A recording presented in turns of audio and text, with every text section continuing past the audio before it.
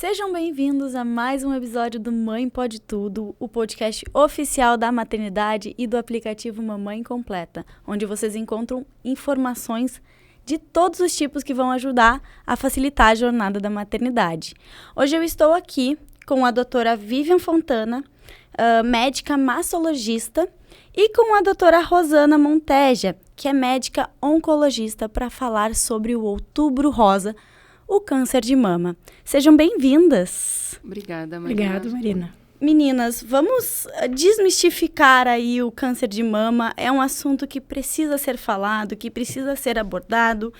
Muitas pessoas não têm informação, não recebem a informação adequada. O que vocês, quando a mulher chega até vocês, como é que funciona, assim, o início? Então, acho que eu vou começar falando que normalmente a mulher chega no mastologista. Às vezes, antes de chegar no mastologista, ela passa pelo ginecologista, né, que acaba sendo o médico clínico que vai acompanhar a mulher, muitas vezes em todas as fases ali da vida reprodutiva, né, desde a adolescência, maternidade, enfim. Então, é aquele médico que a mulher já tem mais vínculo. Eu, antes de fazer mastologia, fiz a formação em ginecologia e obstetrícia, mas agora, atualmente, atuo só com a mastologia. Legal. Então, é muito comum a paciente chegar, muitas vezes, já com um diagnóstico. O que, por um lado, nos facilita, né? Acho que para a Rosana também, normalmente, o oncologista já chega com um diagnóstico.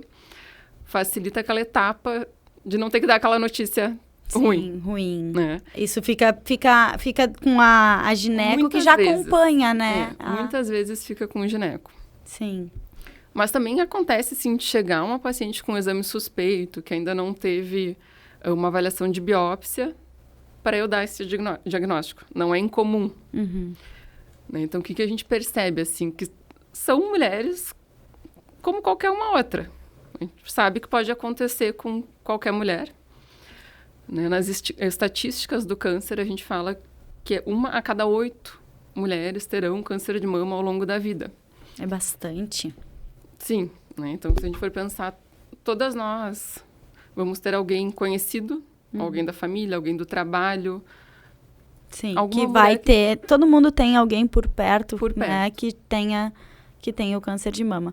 Vamos iniciar esse bate-papo com um chazinho cor-de-rosa, do Tea Shop, do Shopping Pontal. Esse daqui que eu vou servir para vocês é o Fresh Coconut. Ele é um chá delicioso.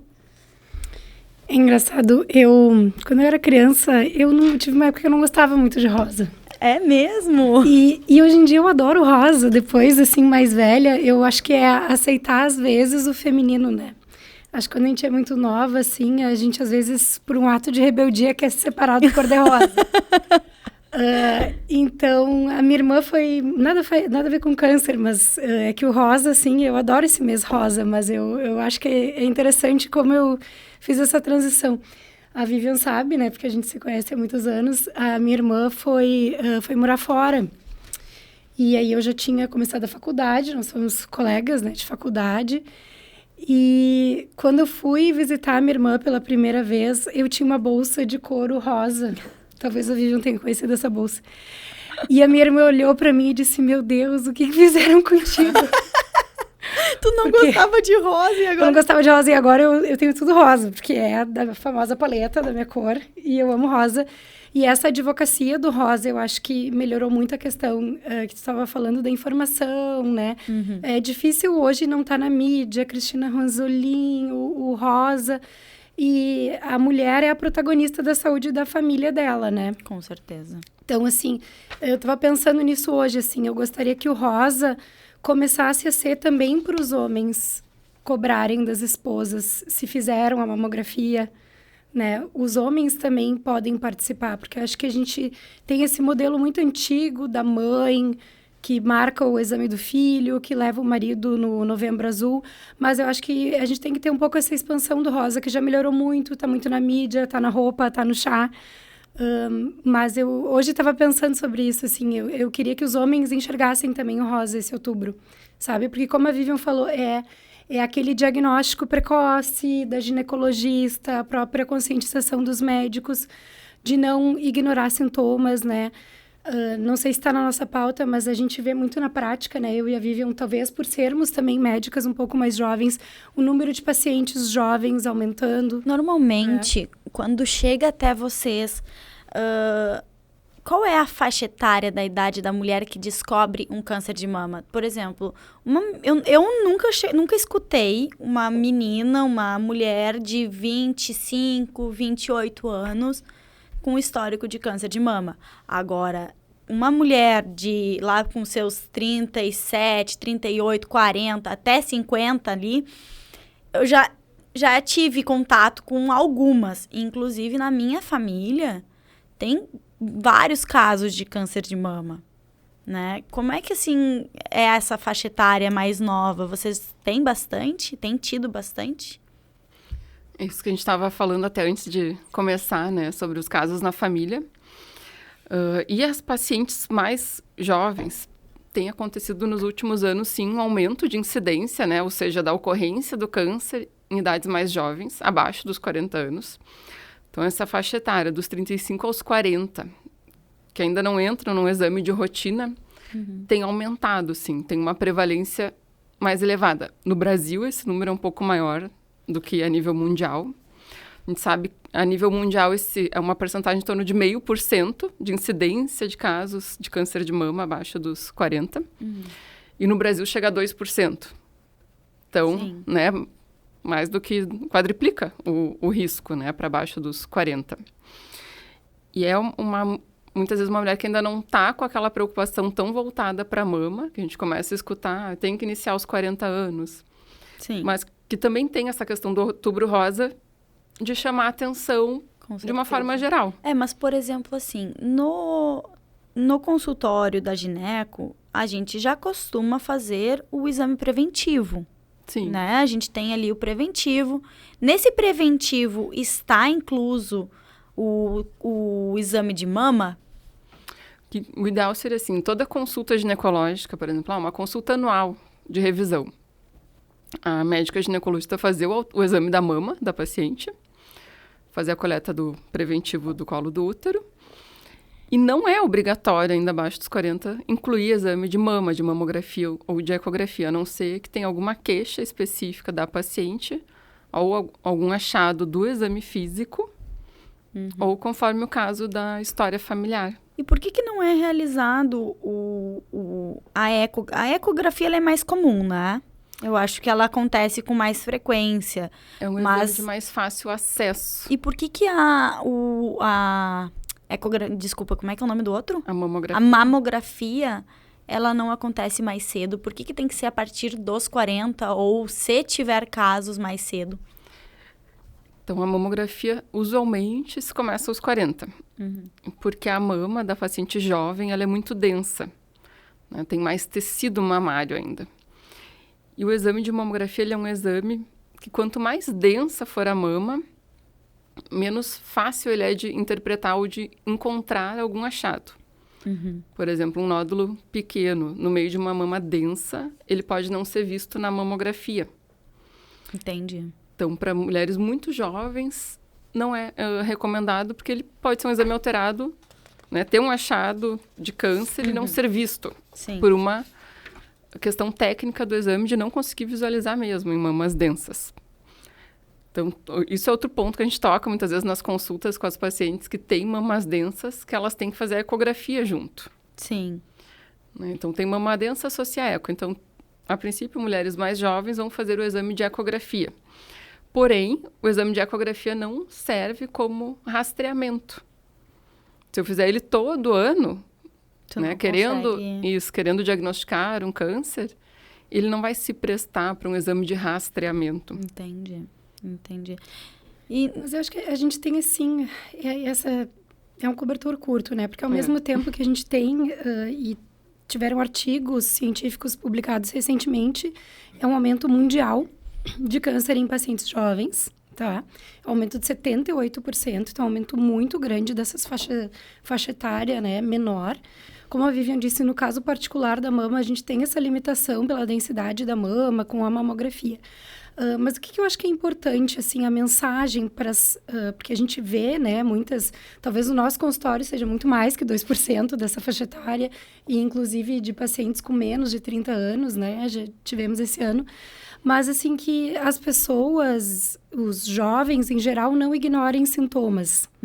Eu acho que se a gente tem um sintoma, a gente tem que ir um pouco mais atrás, tá? Não que a gente tem que fazer horrores de exames, mas às vezes uma ecografia, se eu palpei um nódulo no banho, na minha axila, eu devo fazer. Quais são os sintomas? São somente os nódulos ou pode, por exemplo, dar febre? Tem algum outro tipo de sintoma que ela pode associar ao câncer de mama? Então, o principal achado, o principal sintoma é o nódulo, né? Normalmente indolor, que não dói. E ele costuma ser um nódulo um pouco mais endurecido e mais firme. Existem nódulos bem móveis e mais elásticos, que a gente chama de fibroelásticos, que tendem a ser um diagnóstico de nódulo benigno. Então, o principal achado é o nódulo palpável. Palpou um nódulo, tem que constar para conseguir diferenciar se esse achado é benigno ou suspeito. Entendi. Então, nódulo na mama, nódulo nas axilas, ou até mesmo na região do pescoço e acima da clavícula. Saída de secreção pelo mamilo, principalmente se essa secreção for incolor, que nem água, que fica saindo na roupa. Não é aquela secreção... Que tu aperta e sai tipo um colostrinho. Assim, essa não, essa é dentro do esperado. Então, secreção incolor ou de sangue, que sai espontâneo, ou vê no sutiã que está sujo. Alterações do formato da mama. Então, faz parte, né, do autoexame, se olhar no espelho, ver o formato da mama, se perceber alguma alteração de forma, alguma retração, né, alguma covinha na pele da mama, ou até um abaulamento, alguma área que salta assim na mama, forma um caroço, né, visível. Também é uma alteração que tem que ser avaliada. A mudança da pele. Tem um tipo de câncer que a gente chama de carcinoma inflamatório, que a pele da mama fica parecendo uma casca de laranja, fica com aquele aspecto de inflamação. Pode ficar avermelhada. Então, isso tem que se fazer um diagnóstico diferencial com mastite, que é a infecção da mama. Sim. Então, não é só o nódulo que é sintoma, mas a maioria deles são relacionados à mama em si. Dificilmente a mulher vai ter perda de peso, cansaço, febre ou alguma alteração sistêmica. Não são sintomas. Não são sintomas específicos para o câncer de mama. E, doutora, quais são os avanços mais recentes no tratamento do câncer de mama? Temos muitos, mas eu gostaria, já que o podcast é para mães, que a Vivian fizesse um adendo para as mamães que estão amamentando, né? Porque, sim. assim, o que é normal? Bom, eu já amamentei, ficava uma pedrinha de leite, e aí, quando a minha filha mamava, aquilo sumia. Mas a gente tem casos de pacientes que receberam, não, isso é leite, e era um nódulo. Receberam o diagnóstico então, assim, de câncer de mama durante a lactação. Então, pode ser até que inicialmente fosse leite, mas assim, faz um adendo para nós, especial para as mamães que são lactentes aí, sobre o que é, então, o alerta para quem está amamentando e sente o nódulo na mama, como é que tem que ser o comportamento. Então, na amamentação é uma fase diferente da vida da mulher e, às vezes, o exame pode ficar um pouco dificultado pela própria amamentação. Mas que nem a Rosana falou, tá amamentando, viu que percebeu o nódulo, né? Por exemplo, sentiu aquele nódulo na mama. Mas depois que o bebê mama, aquele nódulo some, isso é o esperado por um acúmulo de leite, que a gente chama de galactocele. Forma um acúmulozinho de leite na mama. E é bem comum depois da amamentação sumir, ou com a massagem frequente, né, sobre aquela região em direção ao mamilo, conseguir desmanchar e fazer aquele carocinho desaparecer. Que, na verdade, ele não era um nódulo, mas um acúmulo de secreção ali do leite. Agora, tá amamentando, aquilo não some, tá persistente, tem que procurar, sim, né, auxílio médico para ver se é um nódulo ou se é só leite. E essa questão do carcinoma inflamatório, que eu havia falado antes, da mudança da pele, é muito comum na amamentação ter algum episódio de mastite, né? Não é infrequente as mulheres passarem por isso. Por isso acontece, normalmente ali depois do finalzinho do primeiro mês, começa a ter caso de mastite. Se não resolve, há um alerta, assim. Às vezes tem que fazer biópsia de pele, tem que continuar investigando, porque pode ser um carcinoma inflamatório. E se confunde. Sim. Então, não é para desistir. Assim, não melhorou com o tratamento, tem que continuar indo atrás. Isso. E já que a gente está falando de mãe que amamentou, e a mãe que descobre durante o período da gravidez? Como é que fica essa questão? Na gravidez, pode sim, né, ter o diagnóstico de um câncer de mama. E vai depender muito de que etapa se está da gravidez para o tratamento. Né? A gente sabe que durante a gravidez, e dependendo, claro, do estadiamento do tumor, que é da classificação, do tamanho, do grau, da imunistoquímica, que é outro fator para predizer o tratamento e o comportamento da lesão, a gente vai associar várias técnicas, né, para tratamento. Cirurgia, muitas vezes a quimioterapia, o uso de bloqueadores hormonais, imunoterapia, radioterapia, então A gestante pode realizar a quimioterapia? Pode. Eu rezo todo dia de noite para não ter que fazer quimioterapia numa grávida. Tem dado certo. Mas a gente tem segurança sim, tá? Para se for o caso, como a Vivian falou, dependendo do estadiamento, do momento da gestação, a gente tem o 2º trimestre, que a gente pode fazer a famosa quimioterapia vermelha, com segurança, tá? Para a mamãe e para o bebê. Mas realmente é uma situação super delicada, são casos que a gente geralmente leva para discussão em grupo, com os colegas. Hoje em dia a gente manda um WhatsApp e conversa com o colega lá na Bélgica. A gente tem vários acessos, né? O acesso vários ficou muito facilitado. Colegas aí pelo mundo muito acessíveis. Então, esse é um problema que a gente geralmente divide. Mas sim, se faz a quimioterapia, se for o caso. E, como a Vivian disse, a paciente vai ser tratada, tá? E ela é tratada durante a gestação e muitas delas conseguem, por exemplo, amamentar após a gestação? Ou quanto tempo leva, mais ou menos, esse tratamento? Tem uma média? E paciente que está gestando, a gente assume que é uma paciente jovem. Então, de uma forma geral, a média vai ser 6 meses de quimioterapia.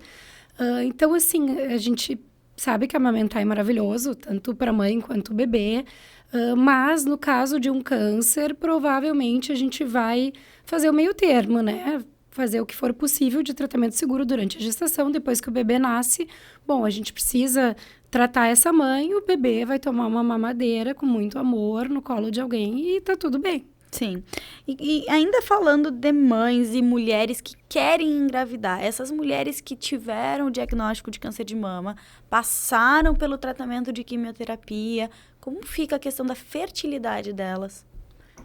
Assim, a gente sempre conversa, né, eu e a Vivian, sobre isso, se tem filhos, se deseja ter mais. A quimioterapia, por princípio, ela é uma substância que mata todas as células de crescimento rápido.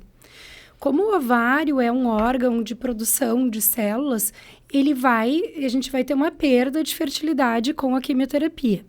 Eu não sei hoje dizer quem vai permanecer fértil, quem vai permanecer infértil, porque vai depender do basal da paciente.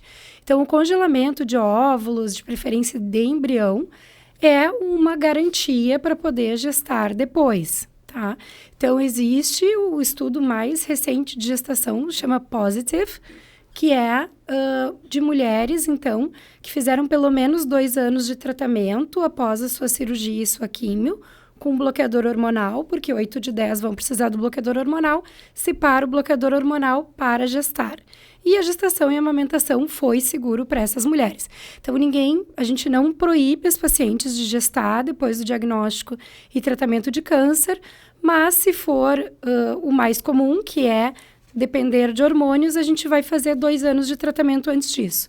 Quem tem a possibilidade de congelar, a gente vai ter uma garantia maior da gestação. Mas não impede que a fertilidade e a menstruação e os hormônios retornem. Então, isso vai depender da idade que ela tem, da fertilidade da família, né, de vários outros fatores. Mas, sim, a gente tem a possibilidade de gestar depois do diagnóstico. Normalmente, quando a mulher descobre e está fazendo o tratamento, ela não menstrua. Como a Rosana estava falando, a quimioterapia, ela vai deixar a paciente num status de menopausa. Né? Então, a própria quimio, ela bloqueia esse eixo hormonal. Então, muitas pacientes entram numa menopausa química. Entendi. né? Dependendo muito da idade do início ou não, essa menopausa... Nem volta. Isso. Por exemplo, tá em torno dos 40 anos de idade, 45. Pode ser que ela não volte a ter mais ciclos menstruais e fique numa menopausa definitiva. Mas pode ser transitória, pode ser só durante a químio. Até a gente teve uma paciente que parou o tratamento, ficou sem menstruar, achou que não ia mais ficar menstruada. Engravidou sem ter menstruado. Já foi direto, assim, quando viu, engravidou. Quando viu, engravidou. E agora ela, né, adora essa criança, que veio depois de todo o tratamento. E acho bem importante a gente falar também que tem que desmistificar que gravidez, depois do câncer, não aumenta o risco de voltar o câncer. Sim. Isso é um conceito antigo, não sei, a gente tinha, né, muito na época de formação, assim, faculdade, residência. As pessoas tinham medo que voltasse. Isso, por causa da gravidez. Mas não, hoje em dia se sabe que não. A gravidez é um fator protetor para o câncer de mama. E, claro, quando a mulher amamenta, a própria amamentação também é um fator de proteção. Perfeito. Que maravilha. Meninas, nós estamos aqui nos Estúdios Combo, gravando nesse estúdio rosa, que hoje está todo mundo de cor-de-rosa aqui, em prol ao Outubro Rosa. E nós temos aqui um outro parceiro maravilhoso também, que é a Maxi. A Maxi mandou um presentinho para você. A Maxi, ela auxilia mulheres a empreender no mercado de semijoias. Espero que vocês gostem. Foi escolhido com muito carinho. Uau! Lindo, sim. Que bom. Que bom que gostaram. Lindo. Muito obrigada. Para quem quiser conhecer um pouquinho mais da Maxi, o arroba deles é Maxi Porto Alegre. E eu não deixei antes, o arroba do estúdio é arroba Estúdios Combo. Muito obrigada, galera, por estarem aqui com a gente. Esse estúdio é maravilhoso, o pessoal é incrível. Eles fazem toda a edição, toda a gravação. É só chegar a gravar e é tudo por conta deles. Bom, meninas, vamos seguir com o nosso papo em relação a casos de cirurgia, né? Existe a cirurgia preventiva para o câncer de mama? E como é que está esse índice aí? Tem muitas mulheres que estão procurando fazer a cirurgia preventiva para o câncer de mama? Então, essa questão da cirurgia preventiva é algo que só vai aumentar, né? Na verdade, o que acontece? A gente tem cerca de 10% dos casos de câncer de mama, eles têm uma origem hereditária. Ou seja, isso passa de geração para geração. O caso mais emblemático, assim, que a gente tem na mídia, que acho que todo mundo ficou sabendo, foi da Angelina Jolie, né? Que, se eu não me engano, foi 2013 que ela divulgou. Que ela tirou ambas que ela tirou as mamas, isso. O que aconteceu com a Angelina Jolie? Então, ela vem de uma família que a mãe teve um câncer de ovário. Então, a gente sabe que tem outros tipos de cânceres que são relacionados a mutações genéticas herdadas que podem predispor também ao câncer de mama. E um desses tipos é o câncer de ovário. Então, uma família que se repete, tem casos de câncer de mama e ovário na mesma família, a gente tem que ligar um alerta que essa família possa ser uma família com alguma mutação para predisposição para câncer. Entendi. Então, a Angelina Jolie tinha essa mutação herdada de um gene que predispõe muito ao risco de câncer. Então, ela tinha, ao longo da vida, uma chance de ter câncer de mama de mais de 80%. Então, para esses casos, sim, a cirurgia ela é indicada. Mas são para casos específicos. Entendi. E mesmo assim, tem que ser feito esse exame com uma indicação médica precisa, conforme o histórico familiar. Entendi. Então, se for identificado, a gente faz a cirurgia antes de ter câncer. E aí, nesse caso, ela tira as mamas e coloca a prótese. De forma preventiva. Isso. Normalmente se reconstrói, né, o volume da mama com a prótese. É muito comum se preservar a pele, o mamilo. Então, aquele formato externo, visual, fica preservado e se reconstrói com prótese. Claro que vai depender muito do formato da mama que a paciente já tem, né? O tipo de cirurgia que vai ser feita não é a mesma para todas, né? Mas, em geral, se chega num resultado estético muito bom. Claro que não é uma cirurgia simples, não é só como colocar uma prótese. É uma cirurgia mais delicada, com mais riscos. Sim. A questão de sensibilidade, né? Se perde. Amamentar depois de uma cirurgia dessas é impossível. É impossível, porque se tira grande parte do volume do tecido mamário.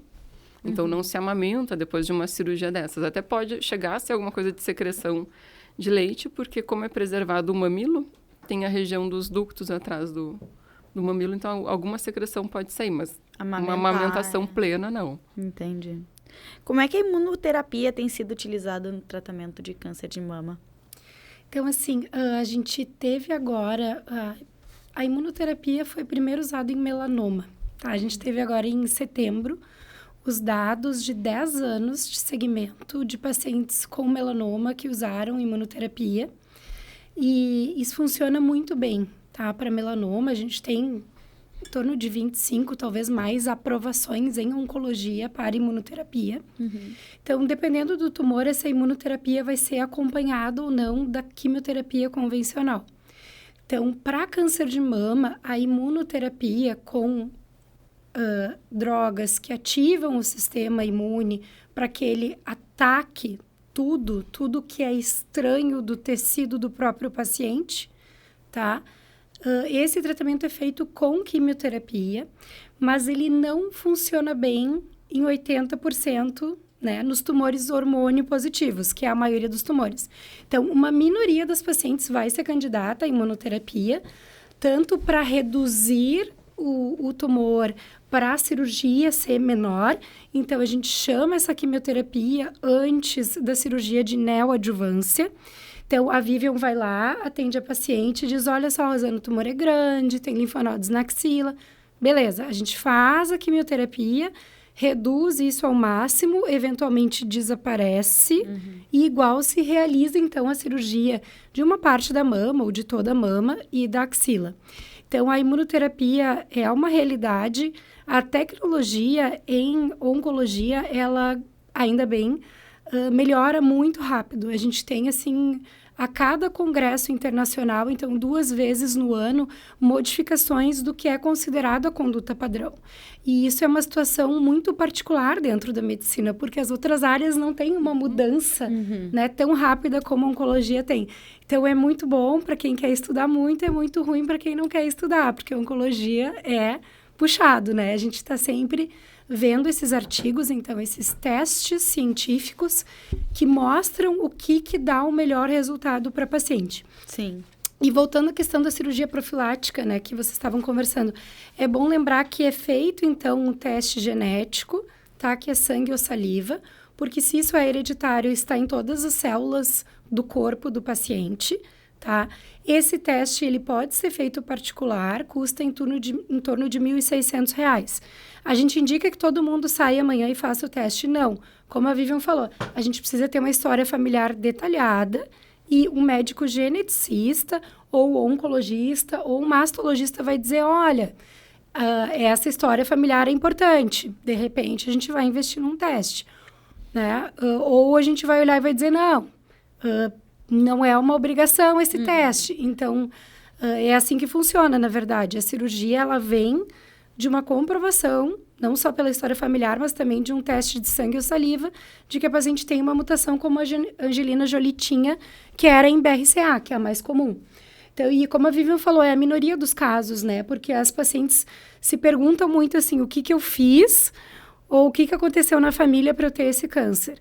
Então, assim, nem sempre a paciente tem um estilo de vida inadequado. Muitas vezes as nossas pacientes são corredoras, fazem musculação, comem comida de verdade, não fumam e têm o câncer de mama. É muito genético, né?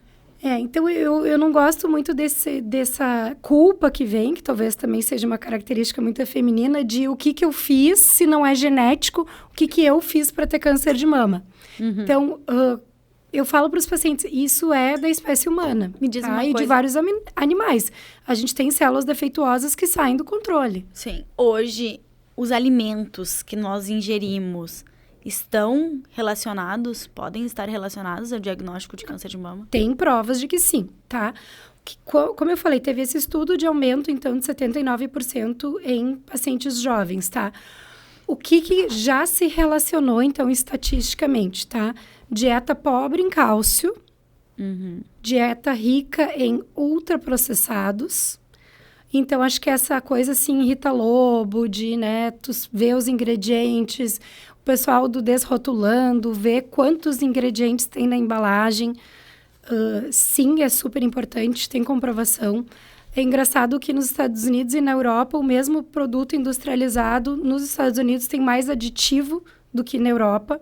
Então, a gente sabe que isso não faz bem. O bom senso diz, mas é comprovado, tá? Então, cigarro e vaping também, coisas óbvias, tá? Obesidade, tá? E inatividade física. Não nos parece, nós como oncologistas, que isso justifique esse aumento tão grande. Eu acho que a gente tem mais fatores ambientais que não estão entrando nessa conta, porque em 5 anos a gente nota, né, Vivi, uma diferença de idade e número de pacientes jovens. Então, assim, acho que realmente é um aumento exponencial e cabe a gente refletir como sociedade o que mais tem de errado aí, tá? Eu acho que também a gente tem que falar do estilo de vida da mulher moderna, né, vamos dizer assim, de hoje em dia. Que já é há muito tempo sabido que é o fator de risco para câncer de mama. Puberdade precoce, então a menstruação em idade muito jovem, né, abaixo dos 10 anos. É um fator de risco que a gente vê que as meninas estão cada vez menstruando mais cedo. Mais cedo, e muito disso tem a relação com os ultraprocessados, né? Que é a geração com mais os nova. De vida, né? Exatamente. Então, puberdade precoce é um fator de risco. Primeira gestação tardia. Né? Então, ter filho acima dos 30 é um fator de risco. Né? Não engravidar antes, no caso, né? Não amamentar também é um fator de risco. Então, às vezes, a mulher trabalha, tem outros compromissos, não consegue fazer aquela amamentação exclusiva de no mínimo 6 meses. E a amamentação, quanto mais tempo, mais protege. Tá, 6 meses está ótimo, mas se ficar 2 anos, ela ganha um pouquinho mais de proteção para a mama. Então, todos esses fatores é algo peculiar da mulher. Né? Nisso a gente não vai observar no homem esses fatores. Então, é algo peculiar da mulher e que implica, sim, mais casos de câncer de mama. E o anticoncepcional tem alguma relação com o câncer de mama? O anticoncepcional ainda é um assunto, assim, um pouco controverso. A gente sabe que o uso de hormônios, em geral, aumenta um pouco o risco, mas é um risco muito baixo. Né? A gente não contraindica o uso. E, ao mesmo tempo que ele pode aumentar um pouco o risco, ele diminui o risco para câncer de ovário, por exemplo, né? Então, ele protege de outros fatores, protege de gravidez indesejada, muitas vezes de dor, de cólica, sangramento, enfim. Então, para esse fim, não, ele não é contraindicado. Se a gente for ver estatisticamente, aumenta um pouco. Entendi. Entendi. E aqui em Porto Alegre, como vocês já sabem, nós estamos gravando aqui em Porto Alegre, nos Estúdios Combo, e eu tenho uma informação de que em Porto Alegre é um dos maiores índices de mulheres com câncer de mama. Isso é verdade, meninas? Em termos assim de capitais, é uma das que tem um dos maiores índices. E tem algum porquê isso? Tem alguma questão genética. Né? A gente tem aqui no sul do país uma mutação, também germinativa, herdada, que é relacionada à síndrome de Li-Fraumeni, que dá câncer em idades jovens. É uma das explicações. Né? Fora essas questões de estilo de vida. Então, essa teoria mais genética e junto com essa teoria do estilo de vida. E claro que a gente é uma capital que, se for ver no contexto geral de Brasil, a gente, querendo ou não, tem um bom acesso a exames. Né? Então, quanto mais exames também, tu vai conseguir fazer mais diagnósticos. Então, um motivo exato por que desse índice mais elevado, a gente não tem uma resposta única, né? Uma resposta certa. As meninas atuam juntas, em conjunto, com outros profissionais também na Clinionco, né? E junto com eles nós estamos fazendo este podcast em prol ao Outubro Rosa, trazendo informações sobre o câncer de mama que muitas mulheres não têm, né? Vocês chega mulher no consultório de vocês que simplesmente, quando descobrem um câncer de mama ou que tem histórico, não sabe de nada, não sabe nem por onde começar? Eu acho que o mais comum é não saber por onde começar por causa do choque, né, do diagnóstico. Então, às vezes, a gente tem que levar aquela paciente na mão, assim, agora tu vai fazer isso, agora a prioridade é essa. Né? Então, tem que, às vezes, orientar ela por onde ir, por que caminho andar. E é muito importante ter o apoio da família, né? Ou do esposo, da mãe, das irmãs, de alguma amiga próxima, de alguém que vá junto nessas consultas, que consiga muitas vezes prestar atenção. Porque às vezes ela sai da consulta e às vezes não, né, aquilo não ficou gravado. Enfim, acho que mesmo para uma mulher que tenha visto já casos na família, acho que sempre é um choque, assim. Eu acho que também por isso é muito importante o diagnóstico precoce, né? Porque daí facilita todo o tratamento. Provavelmente o tratamento ele vai ser mais leve, ele vai ser mais rápido. Sim, Então, chances de cura são maiores. sim, porque assim, a gente também tem que desmistificar a questão do medo, eu acho. As pessoas têm muito o medo, né? Da morte até. Elas falam, meu Deus, estou com câncer, vou ter que fazer cirurgia, vou ter que fazer tratamento. E elas têm muito esse medo. Sim. Né? Acho que o medo é inerente do diagnóstico mesmo, né? Mas como a gente estava conversando, a Rosana falou antes dos avanços do tratamento, eu acho importante enfatizar que para cada diagnóstico a gente vai ter cada vez tratamentos mais precisos e todos esses tratamentos são no intuito exatamente de dar mais cura, né? Mais cura, mais qualidade de vida. Então, hoje em dia, ainda assim, o câncer de mama é o maior responsável por mortes de câncer nas mulheres, né? No Brasil. Mas não é todo caso que vai ter esse desfecho. Bem pelo contrário, né? A grande maioria das mulheres sobrevive, passa pelo câncer e vai seguir a sua vida, né? Dentro do mais normal possível, ou do que era antes, né? Então, essa expectativa é muito boa. A gente tem como muitas vezes falar, olha, o teu caso, a chance de cura é muito boa. Para a grande maioria. A grande maioria. Isso, a grande maioria. Meninas, nós estamos nos encaminhando para o final deste episódio. E eu queria saber de vocês, assim, o que vocês querem passar para as mulheres que estão nos assistindo de informação importante que elas precisam saber? Bom, eu acho que eu, como mastologista, sem dúvida, começar o exame de rotina acima dos 40. Se tem algum fator de risco a mais, tem um histórico na família, ou acha que por essas questões de não ter filhos, não ter amamentado, acha que tem a mama densa, buscar um atendimento especializado. Outra questão importante, não ignorar algum achado que encontrou no seu exame físico. Eu vejo que muitas pacientes, às vezes, falam que não se tocam, não fazem o exame, não querem saber de se tem tocar. Tem medo do exame. Diagnóstico. Acho que tem medo de poder encontrar alguma coisa. Né? Então, acho que isso é mais para se conhecer do que querendo achar alguma alteração ou não. E também, o que é importante é buscar locais com bons exames. Porque a gente muitas vezes pega exames de uma baixa qualidade, chega, tem que pedir para repetir, né, ver que aquele exame não está bem feito. Então, se informar com o seu médico, o ginecologista, ver se aquele lugar que ela está indo fazer a mamografia, a eco, se é um local bom, né, bem conceituado. Então, acho que isso é importante, que muitas vezes a gente não se dá conta, né, de buscar também um médico que faz o exame que seja um médico dedicado para exame de mama, porque tem isso também dentro das clínicas de radiologia. Que eles pegam uma pessoa que não é especializada. Isso, pode pegar mais genérico e não ter aquela dedicação tão exclusiva para avaliar o exame da mama em si. Isso faz diferença. Sim. E tu quer passar alguma informação que tu acha que seja? Eu acho que o público é mais feminino, mas eu queria passar que essa mensagem do Outubro Rosa também é para os homens, para exigirem que as mulheres da família, né, façam o seu momento de autocuidado e que, né, dediquem um tempo para elas, não só para os filhos, né, porque é muito rápido, né, a semana de todo mundo, especialmente aí das mamães. Então, a gente tem que mesmo entender que não é só o chá rosa, o casaco rosa, não. A gente tem que vestir o rosa por inteiro. E acho que a mensagem que a Vivian falou é mais importante, se conhecer, né? Ensinar as nossas filhas a se olhar, não ter medo de olhar para nenhuma parte do corpo, o tocar, né? Isso tem que ser mais natural, assim. Acho que isso é uma herança que vem aí de coisas muito mais antigas, né? E que não cabe, até porque para as nossas gerações vai ser uma questão de sobrevivência, né? O autoconhecimento vai ser sobrevivência. E se os testes ainda não estão bons, a gente vai depender mesmo da pessoa se conhecer e dizer, eu não tenho isso na minha mama. É o que vai fazer toda a diferença. E a mulher, assim como cuidadora, né, ela, para poder cuidar da família, dos filhos, ela tem que estar bem.